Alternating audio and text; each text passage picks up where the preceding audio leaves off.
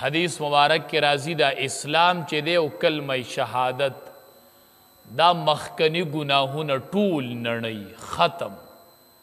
یو کافر دی مشرک دی هغه ایمان راوړو مسلمان شو، حربی کافر چې دی چې ته ورسره جنګیږي هغه ته الله حقوق العباد او حقوق الله ټول معاف کوي. نو ایمان راوړو او بیا مړ شو نو دی د ګناه نه پاک لاړ دی سیده جنت ته لاړ. او هر چې ذمي کافر دی چې د مسلمان په ملک کې اوسیږي کافر وي خو ذمي وي، لکه د مسلمان ملک قانوني قبول کړي او په هغې کې اوسیږي دته ملک ورته امن ورکړي دته ذمي وي، کافر دی خو ذمي دی. نو چې کله دی د کفر نه منع شي مطلب اسلام راوړي نو دته حقوق الله معاف شول او حقوق العباد ورته نه دي معاف شي. د سره چې د خلکو حقوق کم تړلي د علاقې هغه به ادا کوي او د الله حقونه منځ روجا حج زکات دا ورته ټول معاف شول. دا ذمي کافر ته چې کم د مسلمان په ملک کې اوسیږي نو الله دی ته وی منع شي دا دی ته دعوت دی. وقاتلوهم او جنگ کوي د دوی سره دا عمومی د جهاد حکم دی. حتی لا تکون فتنه تر دې چې پاتې نشي فتنه. د فتنې ته مراد شرک او کفر دی. جهاد کوي د شرک او د کفر د ختمېدو پورې.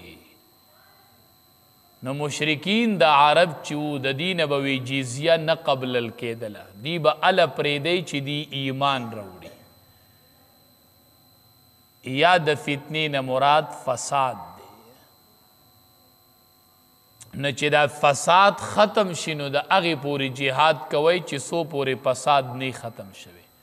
نو فساد په دوو طریقو ختمیږي، یا خو به دی اسلام ته را داخل شي یا به جزیه قبوله کی ټیکس خدا د غیر عربو د پاره دی. نو ټیکس په قبول کی نو ټیک دا فساد ختم شو، یا به اسلام ته داخل شي جو په دې باندې هم فساد ختم شو. ویکون الدین کله لله او شي دین ټول الله لرا، شرک او کفر ختم شي او دین خالص د الله د پاره شي. فَإِنِ انْتَهَوْا پس کچری منشول دوی نو فَإِنَّ اللَّهَ بِمَا يَعْمَلُونَ بَصِيرٌ بیشک اللہ د دی د عملونو باندې لیدن کې دی. وَإِن تَوَلَّوْا او کدی مخواړو یعنی کدی اعراض اکوی د ایمان نا اعراض کی یا دوی منشی د قتال نا د جنگ نا منشی نو تاسو وسره بیا هم قتال کوئ. وَإِن تَوَلَّوْا کچری دی اعراضو کی د ایمان نا یا دوی من نشی د قتال نا د جنگ نا نمن کیگی، یا اعراض کی د ایمان نا یا د جنگ نا نمن کیگی نو فَعْلَمُوا مطلب تاسو وسره بیا قتال کوئ نه جنگ پریدیو نه د ایمان او د ایمان نا اعراضم کوي نو بیا خو سره جنگ کوي. فعلمو پوشی ان الله مولاکم بیشک الله چې دی اغستاسو مولا دی. نعم المولا ډیر ښه مولا دی، و نعم النصیر او ډیر ښه امداد کوونکی دی چې دی جنگ کوي بیا کوي او بروسه په الله کوي.